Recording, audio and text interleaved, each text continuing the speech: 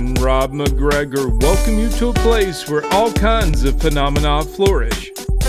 Voices whisper ancient secrets, signs and symbols are abundant. UFOs, ETs, ghosts, and even the dead move about freely.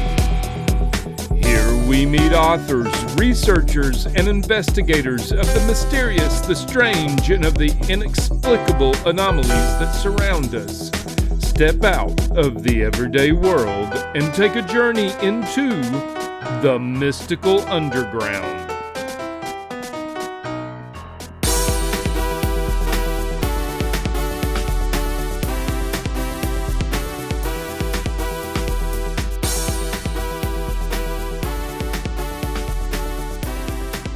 And we'll go ahead and start it in 3, 2. Welcome to the Mystical Underground. Thank you for joining us. This is Trish McGregor and Rob McGregor, and our producer and tech magician, disembodied voice, John Posey. You can go to themysticalunderground.com where we make regular blog posts where you can find out about our books. Among them are Phenomena, Harnessing Your Psychic Abilities, The Secrets of Spirit Communication, Sensing the Future, and Aliens in the Backyard. The latest book is called Mind-Blowing Synchronicity. Trish's latest novel is White Crows, and Rob's most recent novel is called Tulpas. If you're watching us on YouTube, we would appreciate if you'd take a second to click the like, subscribe, and notification button so you never miss an episode. If you prefer to listen to this show, it's available wherever you listen to podcasts. Please subscribe there. Okay, we have two guests today. Norma J. Burton is a counselor with a degree in comparative religion, focusing on Buddhists and shamanic traditions, who specializes in trauma healing, shadow work, and dream analysis. Having apprenticed with Indigenous elders for over 30 years, she founded the Institute of Ancient Healing Arts and the Circle of Trust Healing Center. Nisha Burton, Norma's daughter, is a skilled dreamworker, trained in the art of journeying into the deep subconscious from a young age. For the past decade, she has been immersed in the practice of lucid dreaming. She is also an award-winning filmmaker and a branding and emerging technologies consultant for Fortune 100 companies. She is a speaker and teacher at universities.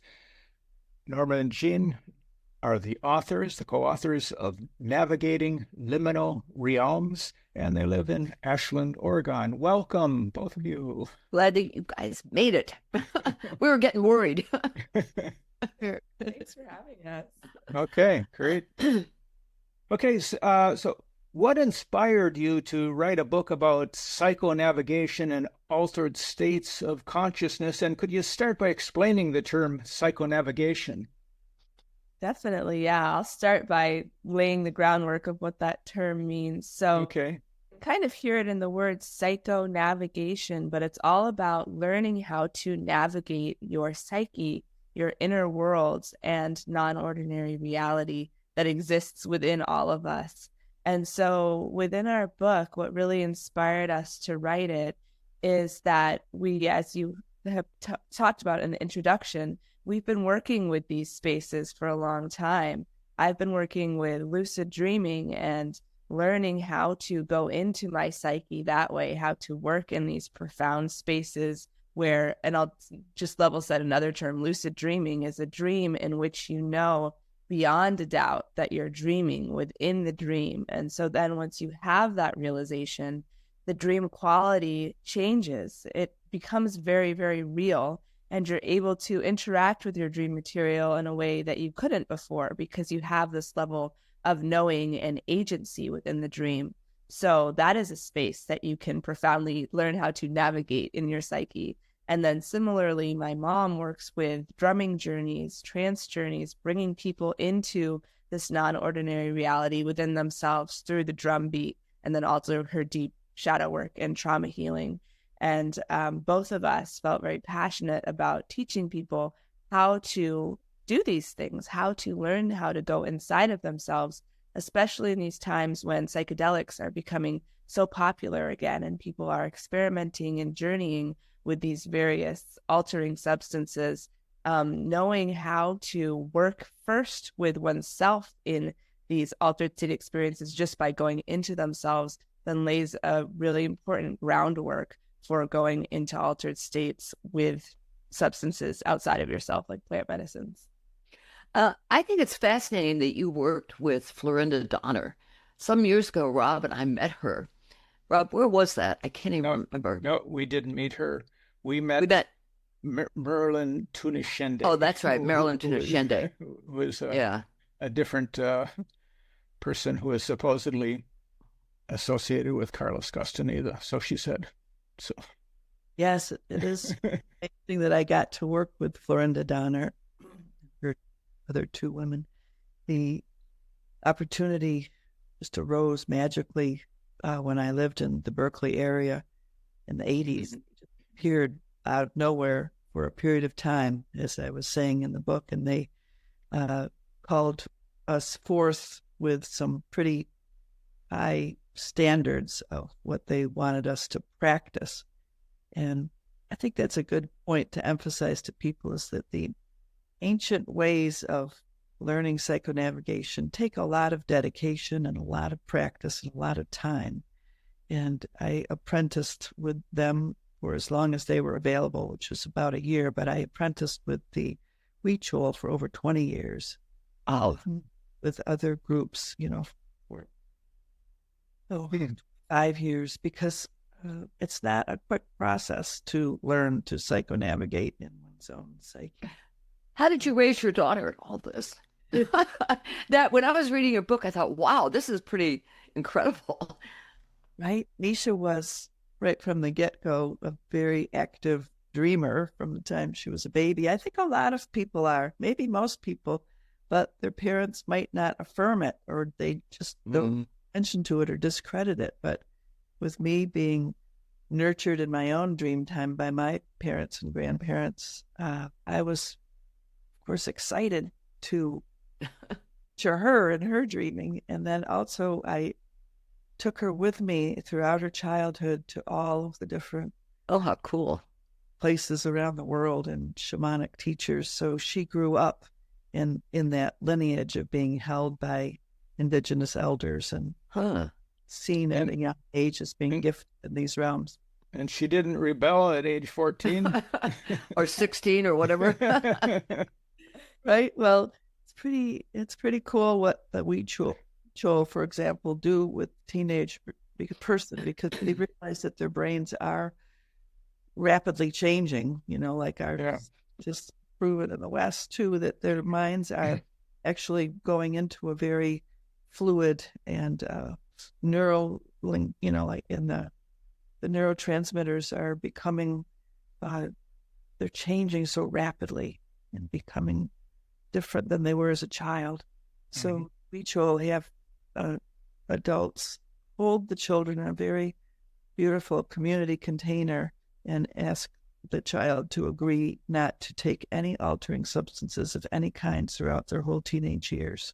And then a young adult, a big initiation is done into the adult community, and they're brought in a ceremonial way. Wouldn't that be wonderful if our culture? Yeah. Wow, that would sure lick a lot of problems. Everything, right? Yeah. Interesting. So what was that like for you, Nisha? Yeah, it was a fun way to be raised, right? To be able to see how various cultures approach ordinary reality in the dream time, because in our culture, it's quite separated, right? And ordinary reality is held up as the pinnacle of what we all need to be focused on and what's important. And then the dream time is disregarded. It's saying, oh, that was just a dream. Like, right. For your dreams, forget them.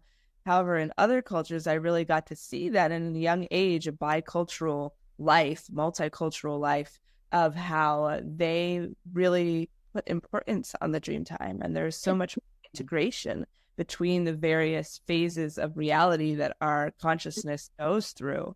And so being raised in that way, it really encouraged me, like my mom was just saying, to give value to my dream time and to integrate the two realities and to let them inform one another and learn from, okay, my dream is telling me this, So this is helping me in my waking reality, or, oh, I see how this problem that I was trying to work through in waking reality is appearing in my dreams, and I'm finding solutions. So I feel like it's a very big gift when we're taught how to walk in both worlds.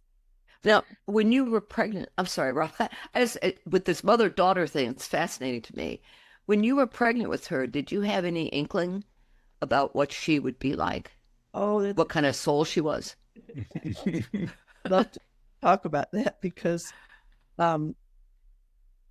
before I knew I was pregnant, I had an amazing dream that I was in a waiting room, waiting, didn't know what I was waiting for.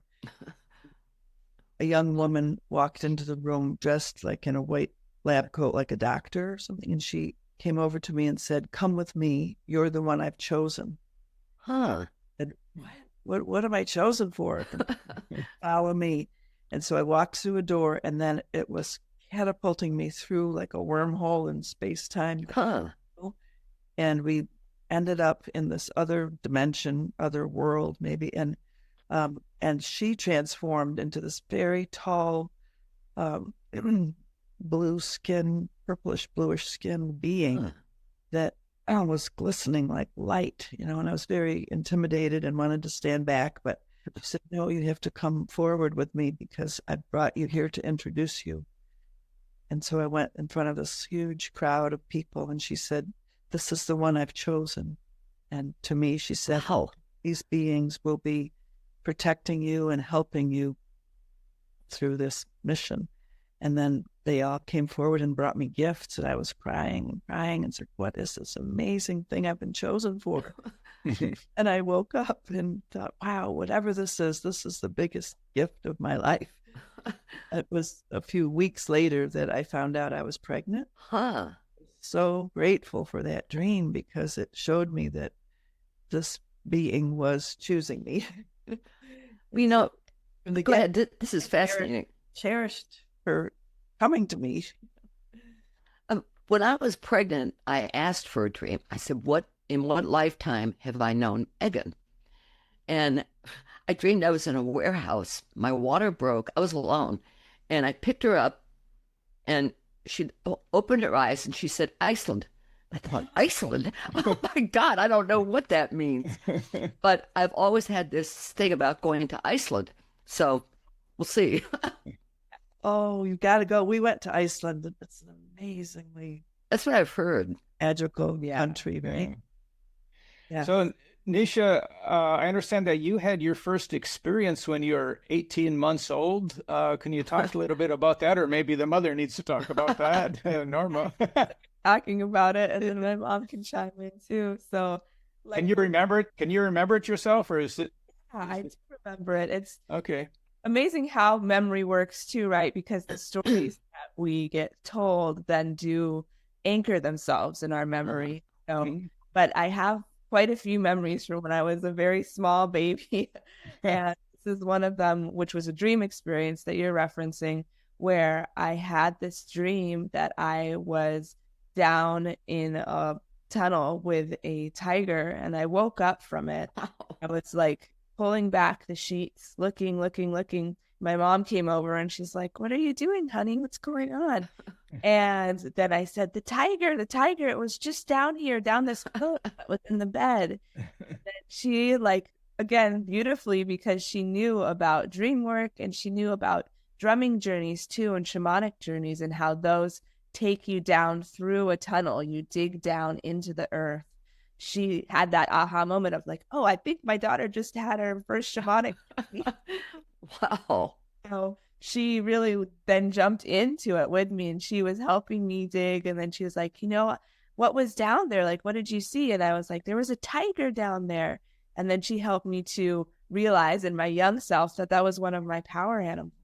And we talked about how the tiger's energy could help me in my waking reality, dealing with kids on the, in the preschool playground, or, like little kids dealing with, and how I could use the tiger's roar if I needed to sometimes. And so it was just a really beautiful example of how, instead of some parents might be like, "Oh, what are you talking about?" Like that was just beam, let's go make breakfast or whatever. She really encouraged me and valued that space that I was working with and in. And so that I could have the tiger as a longtime power animal and know what that meant, and have that power and that powerful experience in my psyche from a young time. Did that tiger help you on the playground? Please help me. Like Going around biting kids.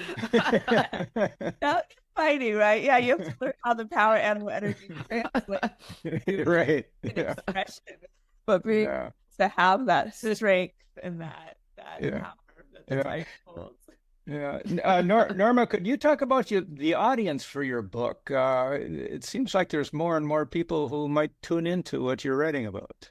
Yes, I hope that the audience could be anybody who wants to realize their abilities to be in their dream time and to bring the dream time and ordinary reality into more harmony and to really become a more empowered person that way. Okay, but to get more specific about the audience, lots of people are experimenting with psychedelics nowadays, and so that's one audience we want to reach, to let them know that in ancient trainings, Indigenous trainings around the planet, that it was always taught that there were a lot of precursor trainings before entering into the deep end. So young people were trained in working with their dreams and trained in how to go into these lucid states, both in the dreams, but then through the trance-induced drumming journey. There's a lot to learn in our own psyche before we enter into a third consciousness. There's two consciousnesses in our own selves, ourself and the other. That's like Martin Buber, the theologian, called the I-thou relationship. Joseph Campbell referred to it that way too, that we must learn this relationship inside of ourselves, because we're not just there being able to do whatever we want and use powers in whatever way we want. It's not the truth about ordinary reality or the dream time. We have to learn how to interact relationally, right? We are interbeing in these realms, and we've got to learn our proper ways of dealing with power, following after power and not misusing power, right? So there are all these ways that we've got to be trained. I just was looking at the movies last night, and the new version of Training Your Dragon. How to Train a Dragon. Yeah, it shows how it's really training the human, you know. And so that's what has to happen. We humans need to be trained in navigating these realms in the right relationships with power. And so I hope that our audience will find a curiosity in our birthright, you know, our given abilities as humans, that at this time in history too, we humans need to come awake to the powers that we do have and use them with impeccability, with not misusing power, so that we can really help the macrocosm to transform in ways that need to happen rapidly now.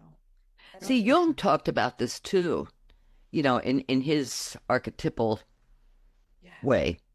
Right? Right? I'm a Jungian trained psychologist. I love Jung. I mean, basically his red book is is everything that he went through, you know, all the craziness, the looking for the answers, just everything. It's just it's mind-boggling. Did you know this? Maybe you know this, but I love to note this about Jung, because how is his methodology so accurate? Well, when he was very confused and hurt by his relationship with Freud and seeing Freud's misuse of power, Jung went to Africa, and he went back and forth for 12 years and worked with shamans there, and then came back and wrote Jungian psychology. And then he didn't really allow that to be known publicly until after he died. And he said he was afraid that it wouldn't be as respected if it came from Africa. But I think that was an example of appropriation. Like, he really should have acknowledged where it was all coming from. But it's a very accurate shamanic methodology. which is why it works. It's of this ancient teaching on planet Earth, You know, I went to Europe once, and I had a very specific goal of mine when I went to Switzerland. I wanted to go to Bollingen to see his castle on Lake Zurich. And the woman I was traveling with, we left from Zurich, missed our first train. If we hadn't missed that train, we would not have met Jung's grandson, who was in the backyard of the castle throwing a ball to his dog. I mean, it was just such a common, he was having fun. I walked up to him, told him we were from Florida, and we talked about synchronicity for about 30 minutes, and that was it. But I've always remembered that because it really was the missed train that allowed us to do that. That was great. Yeah. Yeah, it really was. I always think that there's angels out there pushing us to get now. Right. On that train now. Push him over there. Yeah. Let's have them get together here. Get those dragons in the right place. It's like when you're in a bookstore and a book falls off the shelf, and you pick it up, and it's that's the one you wanted to find. I mean, that there's something in there that you needed to read. That just that little message coming through. Nisha, I wanted to ask you if you could talk a little bit about lucid dreaming and for example, and how it differs from out of body experiences. That's a great question. Yeah. Talking about lucid dreaming and talking about the two different states, because I do find that they have similarities and yet they are different. So lucid dreaming, like I mentioned earlier, is a dream where you realize beyond a doubt that you're dreaming within the dream, and then it shifts its quality and you're able to have this level of agency. And I say agency rather than control, because like my mom was talking about earlier, people think sometimes, oh, I have complete control once I'm in a lucid dream. I can do whatever I want. But I found, and many other lucid dreamers have found, that you actually don't have complete control. You're interacting with another consciousness, which you can think of as your deep unconscious. You can think of it as your higher self, God, the universe, however you want to, your guides, right? However you want to frame it. But you are interacting with its other consciousness. So within the lucid dream, you're able to do these things that are amazing because you're dreaming. And so you can fly, you can summon friends, you can travel to extraordinary otherworldly places, and have these really transformative and transcendent experiences that are very beautiful, very empowering. And you wake up from a lucid dream oftentimes feeling that same level of personal empowerment because you've just gone into your inner worlds, into your dream time, and had these really beautiful experiences. And you can take that same level of agency into your waking reality, and seeing how much in a lucid dream your mind, your brain is creating reality. And that same thing can be said for our waking reality. Our brains are constantly piecing together through the sensorial inputs what our reality is. So you learn how to work with your mind and your vision and what lenses you're looking through, how much those really impact your reality. So that's a little bit about lucid dreaming. And then out of body experiences, one area that they very much differ is that whereas a lucid dream begins within the dream material, realizing I'm dreaming inside of the dream, an out of body experience oftentimes begins in your waking environment. So you're in your bedroom and in your sleeping body, and then your lucid consciousness, your awareness comes back online. And oftentimes people will have the experience of sleep paralysis where you can't move, but you start to wake up. And this is because naturally your body is always paralyzed when you are dreaming. So you don't act out your dreams. Most of the time, that wears off before your awareness starts to come back online. But sometimes the reverse happens where your awareness starts to come back online, but your sleeping body is still immobilized. And so from that space, it can be very scary. And we teach a lot about how to work with the fear in that space. But once you are able to move through that fear, it's actually the perfect opportunity to have an out-of-body experience. Because again, your lucid awareness is coming back online, but your body is immobilized. So you can actually pull your dream body up out of your physical sleeping body. And it's kind of like Velcro sometimes, pulling it out. And then from there, you're in your environment but it's a liminal realm. It's kind of in between. So you can turn around. A lot of people will have the experience of looking back at your sleeping body, and it's like, whoa, there's my body there, but I'm out here in my dream body. And then from that space, you can go on to have amazing experiences that oftentimes are a little bit closer to waking in ordinary reality. One quick example I'll give is that I was having an out-of-body experience in my room, and I thought, okay, I wonder if I could travel a far distance to go visit my friend in Hawaii, to go all the way there. And I was in Oregon at the time. And so I pictured a beach that I knew that he lived by. And sure enough, I was able to transport myself over to that beach space in Hawaii. And I was like, oh, I made it here. And then I pictured his room. And so then I was able to transfer my out-of-body dream body to his room. And then I was there. And then I was like, okay, I'm going to look at where everything is. I'm going to step carefully. And then when I wake up, I'm going to call him and see if this is actually where everything was. And so I looked at it. I studied the room. And I woke up and I called him up. And sure enough, his surfboard was over here, the post over there where he had written. That's cool. Wow. So with out-of-body experiences like you're hearing, you can have journeys that are closer to this waking reality and move through this waking reality.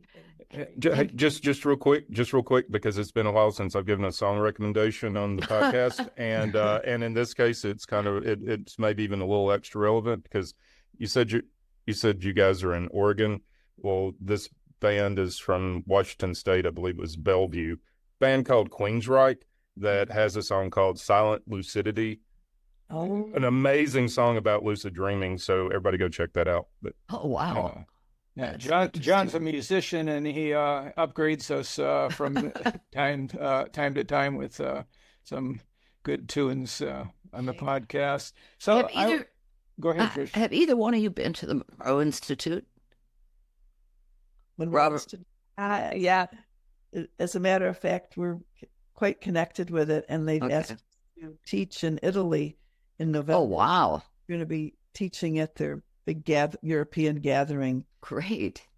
Yeah, I kind of figured the way you were talking about out of body that you were familiar with that Monroe's work and Yeah. Robert Monroe and his work and his book were very impactful to me in my beginning days, especially of learning about out-of-body experiences. And he teaches a lot for those that don't know about how to have out-of-body experiences and what to do in those spaces. And he talks a lot about remote viewing, like about or going to the astral realms, helping souls to journey from this plane into other planes through out-of-body experiences. So the conference that we're going to be teaching at is called Consciousness Unveiled, and that's in November. what are you going to teach specifically? We'll be teaching about lucid dreaming and to find purpose through your lucid dreaming. We're in Italy, Rob. We need to go. We'd love to. It's at a beautiful resort spa where, when you get your room, you also get massages and all the good physical stuff. Exactly. I'm trying to remember the exact town that it's in. We'll have to look up the Yeah. exact town. Okay. Consciousness Unveiled, Monroe Institute, then you can find the details. Yeah.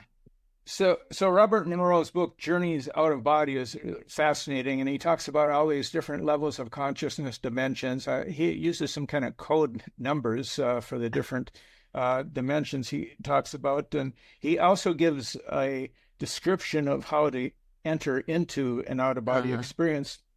And I've had these experiences before, but they're never at the time that I attempted to create them. I followed his method over and over, but have never gotten out that way. But yet they come, just like automatically to me once in a while, not all the time by any means, but they have. And so do you do you have a particular method that you recommend people to use?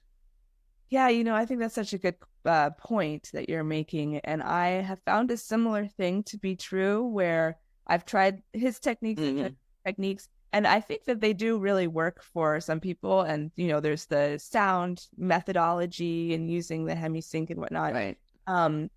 And yet I've found that with out-of-body experiences, a sleep paralysis state, like I was saying earlier, can be a prime opportunity, especially if that's something people are experiencing often, struggle with. So I really teach about how to do it through that way. But again, that takes it naturally occurring within themselves. And I find that lucid dreaming is an easier point to enter for everybody with being able to learn the actual teachings that you do, the practices that you do during the day. And that is training your mind then to become lucid at night. And through that pathway, I find that that's a much easier way for everybody to be able to access these states. And then through a lucid dream, you can sometimes enter into out-of-body experiences too, if you have that intention. But entering the out-of-body state, like Rob, you were just saying, just from the daytime practice can be challenging. Area, though, that can help you to practice in that is the drumming journeys, because those give you the ability to take your waking consciousness from this ordinary reality into a non-ordinary state, into a trance state. And it's not an out-of-body experience necessarily, but it really does transfer your consciousness from lucidity or from waking awareness into this lucid in between liminal state. And so that's another thing that I would guide people towards if they're wanting to have more out-of-body experiences, is either learning or both learning lucid dreaming and the daytime practices you can do to induce lucidity, and then the drumming journeys, which I'll pass it over to you. Yeah. I first learned about the drumming journeys in 1979 when Michael Harner first came back from the Amazon and was introducing to our Western culture, North American culture, this amazing technique that is used by, of course, shamans in the Amazon, but all over the world, to induce a certain brainwave pattern that has you go into a lucid state of consciousness, but while you're awake.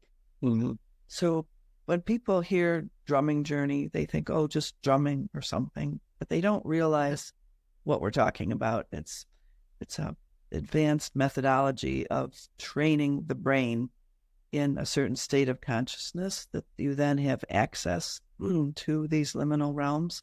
And there's a progression of what happens in the human psyche. So starting all those years ago to learn it and then eventually become a teacher of going into the altered state that way, I've, of course, then heard thousands and thousands of journeys and done it with people all over the world. And it's amazing to see how people in Japan or Europe or South America all go to similar geographical terrains within the psyche. So that to me means that these places exist. It's too travel. And so I've done a lot of mapping of those terrains. And so that's one of the things that we talk a lot about in the book, that there are these inner maps that we have to discover through the journeying process that are then held by these larger maps that are general navigational zones that we're supposed to go to. So there's lots to learn, right? And we're all neophytes in a way, but there's so much that you can be trained in as to how to go into these liminal states through the drumming journey. Now, do you do drumming yourself, or is this recorded? I mean, I do it myself because I find that the energy that comes through is the vehicle as I'm drumming ignites the situation. So, but I do have recordings of me drumming, but I prefer to do it like I do it on Zoom. Been doing that for years and years, and it's a good way to do it with groups and individuals. Right. Now you're going to do this in Italy, the drumming. Yes. That's cool. Yeah. But Nisha, isn't use of psychedelics a quicker way than the drumming? Yeah, it is, right? It brings the dream time into ordinary reality in many ways, and it layers the two on top of each other.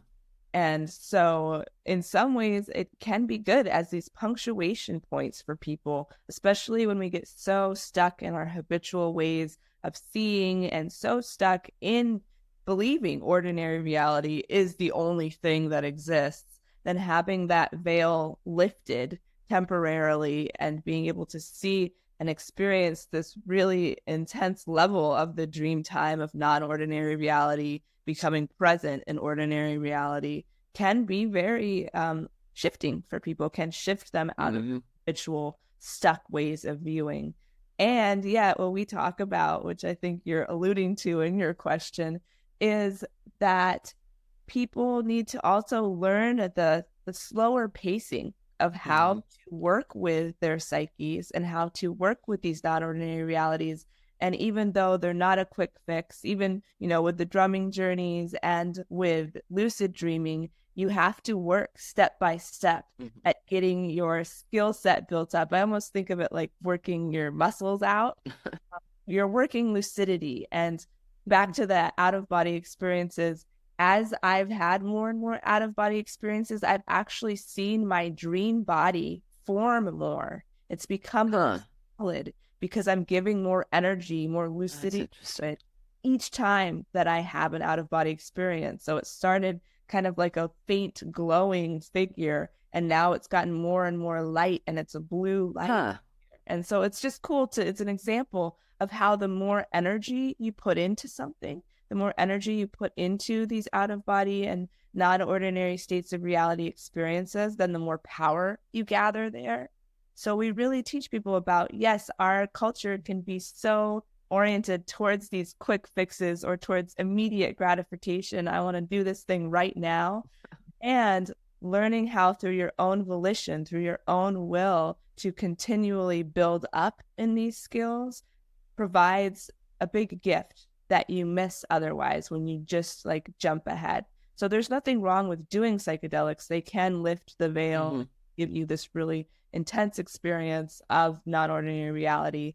But then to take the time beforehand and afterwards with integration to really do these practices to then build up your personal power in those realms, so you don't feel like you're dependent on this external source, be the source of your access to non-ordinary reality. No, you realize that within yourself, all the time, like my mom was saying earlier, as a birthright, we have access to these spaces, and we just need to cultivate the skills and the learning of how to work in those realms. You said I'm sorry, Rob, just that your body shines more blue. Well, Norma, was that like the blue beings you saw? I know. I think that's interesting. I love that.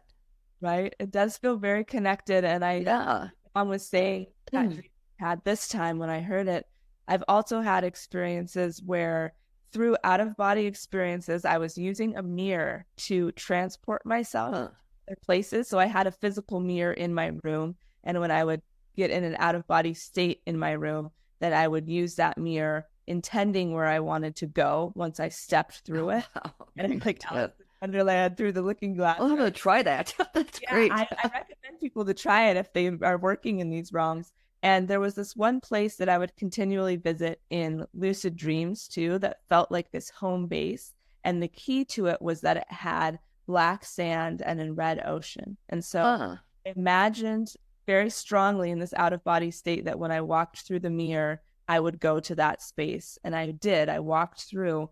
And then when I was in that space, I was walking along the beach. It was really beautiful. It felt like home in a lot of ways. And I looked down and my legs were purple and blue. Oh, interesting. Mom was saying, yeah, there is this, home template body outside. Yeah, that's interesting. What about the mirror itself? Were you able to see yourself in the mirror before you went through it? Yes. And that is another really powerful practice to do when lucid dreams or out-of-body experiences, because I feel like, again, with the gathering of your dream body, there's this gathering of being able to see your face in the mirror that slowly builds. And sometimes it will look like a different face or it'll be shifting. But I've had many lucid dream experiences where I'm looking in the mirror and it's like the building of this skill too, of being able to bring form into that realm, and it feels like an accomplishment, because sometimes the mirror will be blank and you're like, wait, where am I? Seeing your face from this reality and then seeing multidimensional faces from other realities. It's a really profound experience. Interesting. Yeah. I had one out-of-body experience. I was telling Trish about this yesterday, that I think it's relevant here, because the experience was, I suddenly I wasn't aware of really going to sleep at all, but I was aware of being out of body, and I was in the desert. There was a circle of people with a fire, and this was many years ago, and Carlos Castaneda was there and was talking about dreaming. Now, this was at a point several months before The Art of the Dreaming came out, and at that time I was unaware of him ever really writing much at all about dreaming, and but I had been studying dreaming myself, and so I made a comment to him. He turned right on me and said, "You're in 11th dimension kindergarten, out," and boom, I was in my bed. I woke up. How did I get here? What happened? I was in the desert. It was 11th dimension kindergarten. I think I'm still there. I don't know. It's great. Yeah. Um, I love that book of his too. I do recommend it to a lot of people. yeah, You just associate him with all the teachings around psychedelics, but that book really does talk about lucid dreaming and experience. yeah. And the shocking thing for me with that experience was like 3-4 months later, Trish and I went to the American Booksellers Association annual convention. It was in Miami Beach, and I was walking down this aisle, this huge conference facility, and walking down the aisle, all these different publishers. And there in front of me is a big poster of a new book by Carlos Castaneda, The Art of Dreaming. And so that was, significant Like to your me. confirmation Right. Yeah. that you're still in the 11th dimension kindergarten. Maybe first grade. I don't know. Affirmations, like I'm hearing with you, that we really do go places. And it can be sometimes, especially with our culture, easy to like kind of write it off, like, oh, that was just a dream. But then we get affirmations in waking reality of, wait a minute, now he just came out with this book. Yeah, you probably were there if they'll get to working on the dream. So, Yeah. That brings up. Go ahead. But no, go ahead. Just add on to this saying that there are many purposes in us getting better at navigating in liminal realms and going into our dream time. We're called to do work in the dream time too. For example, for myself, for many years during the nighttime, I would be taken to places around the world where people were dying, and I would be there to help them make that transition. And it happened over and over and over again. But one time, I say Great Spirit allowed me to have an affirmation that it really was happening. I dreamt that I was going to Japan, and there was a recreation center, and I was guided to go into the recreation center and talk to the teachers and say, look, a tsunami is coming, and it's crash over the building, and let's draw the children all together in a circle and start singing together so they won't be afraid. And so then I was there with them, and I saw the big tsunami coming and crashing in over the building. And the next day, I didn't typically turn on the radio, but I turned on the radio and the news came on just as I turned it on, that there had been a big tsunami in Japan, and the one thing destroyed was a recreational center where all the children and teachers died. So I got on the news and knew that I had been there helping them. So that happened to me over and over again in the dream time, being taken to help people. Let me ask you a question though. Could you have, in that dream time, protected the children, taken them elsewhere so that they could avoid the death, or had they chosen this? It was not possible because it was happening too suddenly. it was, and in each of the situations that I was going to, it wasn't possible to avoid the death. So Okay. is that your question? That Yeah. happening. And yeah, it wasn't about changing it or avoiding it, Okay. but preparing them to not be afraid of transition. And I think that's one way to define the work of a shaman too, right? Mm-hmm. Taking people before death into these liminal realms, into the underworld, into facing death, so that you're not afraid when the death of leaving this mortal coil behind the body does happen, because you have practiced and you realize that you are greater than this body and that you have ways of navigating the bardos, getting through the transition into the state of consciousness, that you're not losing your consciousness. Carlos Castaneda talked about that in the book, The Eagle's Gift. Many people are heading toward their death unconsciously, like a train going toward its destination swiftly.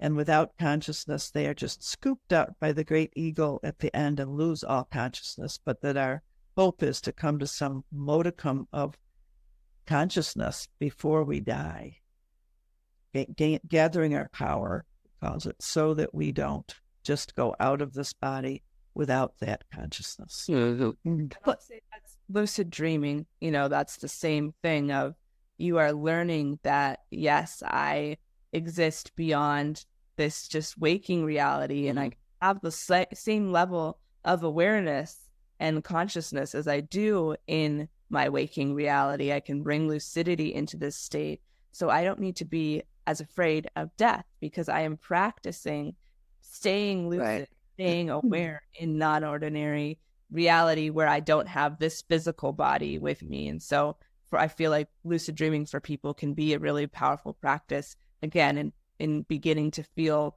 less anxiety around when they do pass on, because they've had this practice of being lucid in the dream state. What do you think Alzheimer's, what does that do to somebody's state of mind as they pass?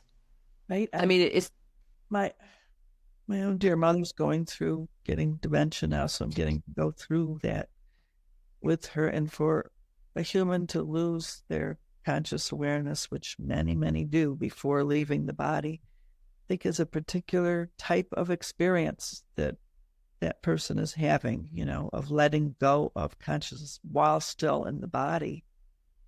But then as to what that means after they leave the body, I really believe that then, you come to a fuller consciousness, leave the body, so that the consciousness would be regained, and that you look back on the human experience like, wow, I had to go through that. I asked because my mother had Alzheimer's, and my sense was that she was always afraid of death.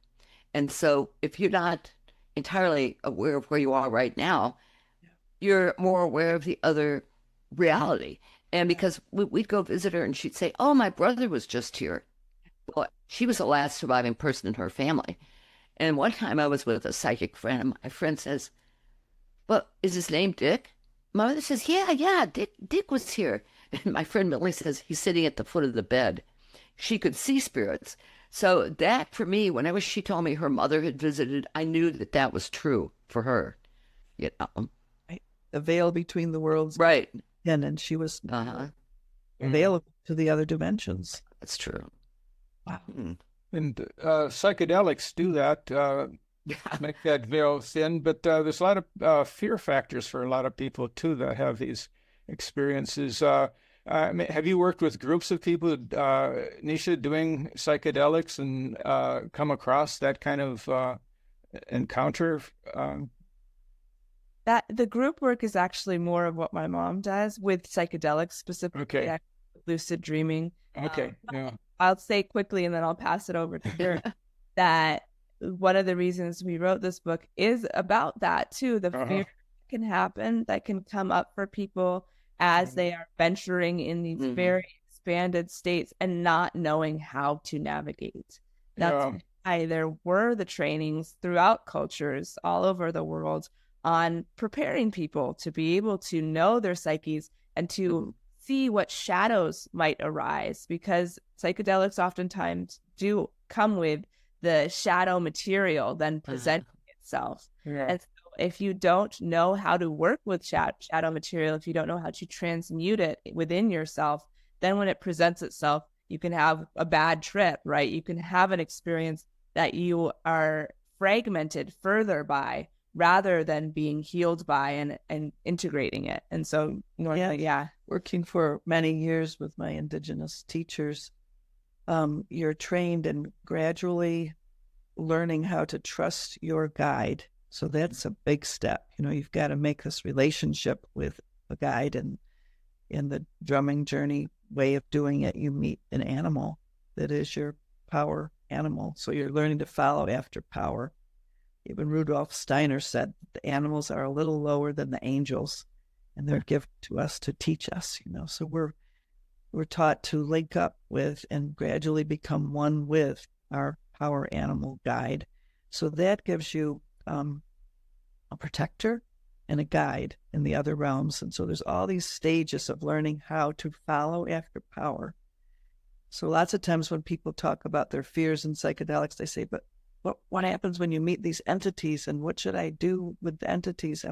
Well, if you take a gradual training, you're taught how to be with your being, the power animal that's your guide, and then you learn discernment about other entities, because there are other beings there. But lots of times people are just out there without learning how to connect with their own guide, and then vulnerable and prey to other beings that do exist there, and they don't know discernment and how to interact with them. So that's one cautionary teaching. And then, I teach this whole method in the Journey to Completion, which I created many years ago in the 1990s after all of my years of work with Indigenous elders. And they gave me permission to teach this whole way of training people in a step-by-step organic process about how to be safe in navigating in altered states. The Journey to Completion, I have a website called that, journeytocompletion.com, that you can look at. But I've been training people in individual settings and with groups for many, many years. So thousands of people have been trained in this Journey to Completion method, which is, as I say, it's a carefully orchestrated pathway according to each person's readiness. It's an organic rhythm that you start to learn within yourself that teaches you when you're ready for the next step and when you're ready for the next step. So it's a safe way to approach it all. Yeah, I think a lot of people have walk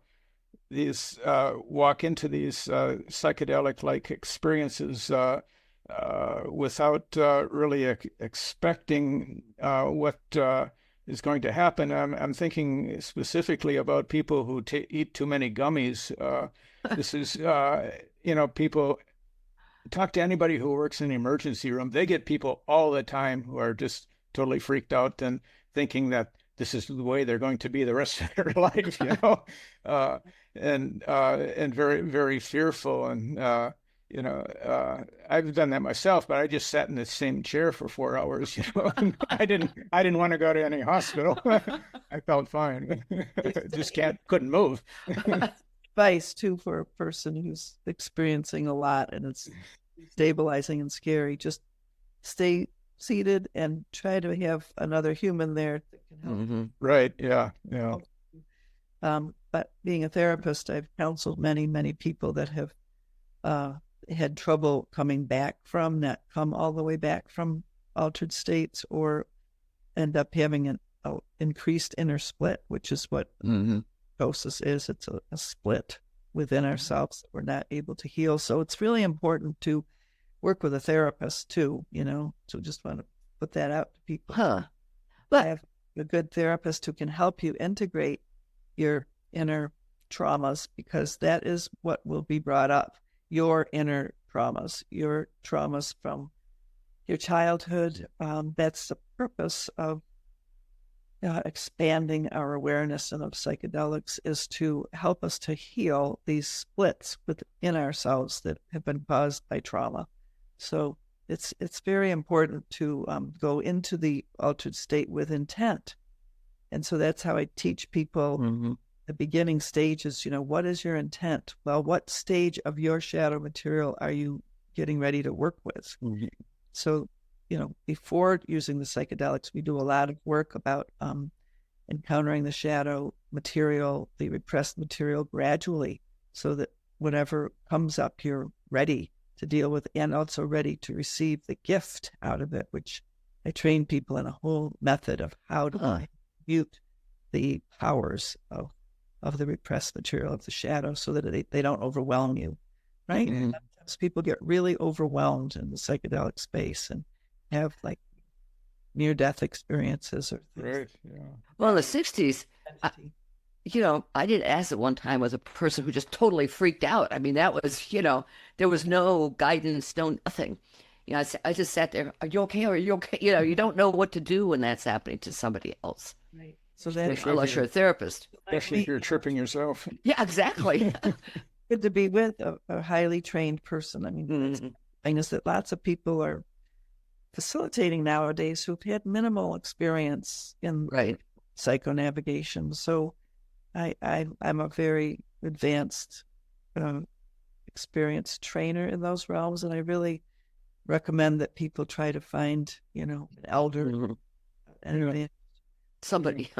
Yeah, Norma, I wanted to ask you, back in the day when you were working with and studying with Florinda Donner and Taisha Abelar and Carol Tiggs, did you get involved with tensegrity?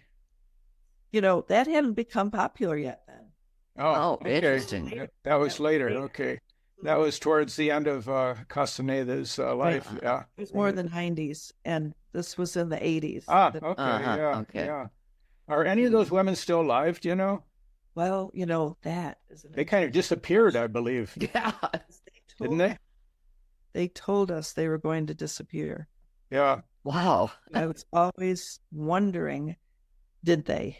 And so we've researched and found that one story is that their car was found out in the desert, way out in the desert, and no trace of them. Yeah, I heard one story of... And they were going to another dimension, and that no one would be able to find their bodies. Wow. I heard one story that body was found, or his bones were found, and they thought might have been one of them, but I don't know if it's true or not. Wow. Right? Great mystery. Yeah. Like a documentary needs to be made on. Yeah, I think so too. Yeah. So maybe you need to do right. The thing is time walking. It exists, where your whole physical body might go. And I was describing how at night my soul body would go to these other places and physically be there. Right. But then there's many skills that I think that we all need to hone and wake up to, right? It would help the world, especially politicians, if you guys were teaching them.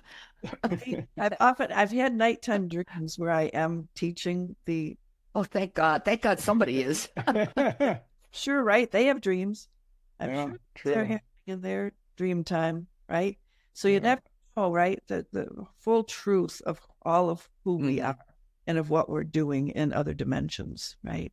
And we also feel excited at this time when we're getting our books out there and our teachings about, like you're saying, being able to reach people that are in positions of power, that are in positions where they're making these big decisions that are impacting all of us, to be able to help them work with their shadows, work with their times, and become more integrated and walk with integrity, so that they can then have that impact on the greater world too. So I feel like a time now. And it's interesting how different tech leaders are experimenting with psychedelics.